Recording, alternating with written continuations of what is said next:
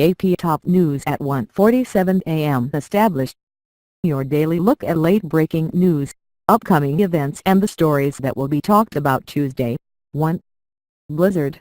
Bitter cold hit parts of U.S. on Christmas. Heavy, wind-whipped snow falls on parts of New England, while sub-zero temperatures sweep from the Rockies to the Plains and Great Lakes.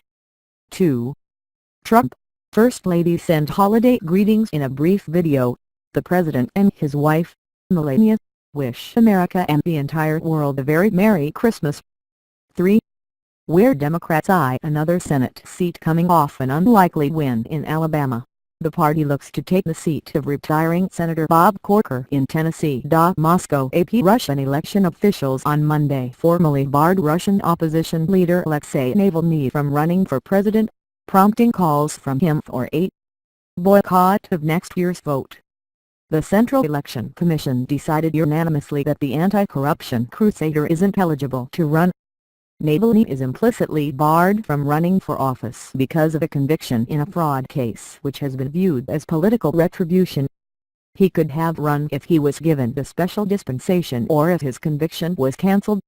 Incumbent Vladimir Putin is set to easily win the fourth term in office in the March 18 election, with his approval ratings topping 80%. New Bedford, Mass. AP East Coast fishermen are turning a wary eye toward an emerging upstart, the offshore wine industry. In New Bedford, Massachusetts, the one-time whaling capital made famous in Herman Melville's Moby Dick, fishermen dread the possibility of navigating the forest of turbines as they make their way to the fishing grounds that have made it the nation's most lucrative fishing port for 17 years running.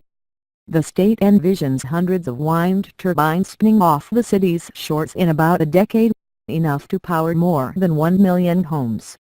You ever see the radar picture of a wine farm? Palm Beach, Florida. AP President Donald Trump is celebrating Christmas the way millions of Americans do, surrounded by family, the White House said.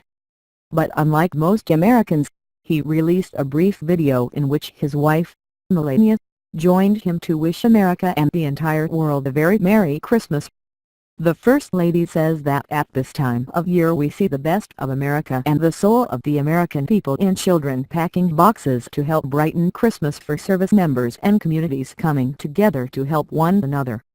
In this season of joy, we spend time with our families, we renew our bonds of love and goodwill between our citizens and, most importantly, we celebrate the miracle of Christmas, Trump said, noting the story of Jesus' birth. The U.S. government says it has negotiated a significant cut in the United Nations budget.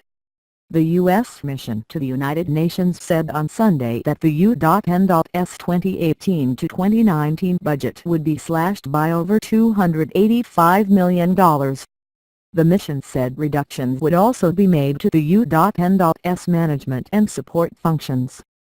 The announcement didn't make clear the entire amount of the budget or specify what effect the cut would have on the U.S. contribution. U.S. Ambassador to the UN Nikki Haley said that the inefficiency and overspending of the organization is well known, and she would not let the generosity of the American people be taken advantage of. She also said that while the mission was pleased with the results of budget negotiations, it would continue to look at ways to increase the U.N.'s efficiency. Los Angeles AP actress Heather Menzies-Urich, who played one of the singing Von Trapp children in the hit 1965 film, The Sound of Music, has died. She was 68. Her son, actor Ryan Urich, told Variety that his mother died late Sunday in Frankfurt, Ontario. She recently had been diagnosed with brain cancer. She was an actress, a ballerina and loved living her life to the fullest, Urich said. Menzies-Urich played Louisa Von Trapp, the third oldest of the 7 Von Trapp children, in the film adaptation of the Rodgers and Hammerstein musical that starred Julie Andrews and Christopher Plummer. The Sound of Music captured 5 Academy Awards, including Best Picture. Oakland, California. AP LeBron James drove to the basket in the waning seconds and Kevin Durant swatted away any chance Cleveland had at a Christmas Day comeback.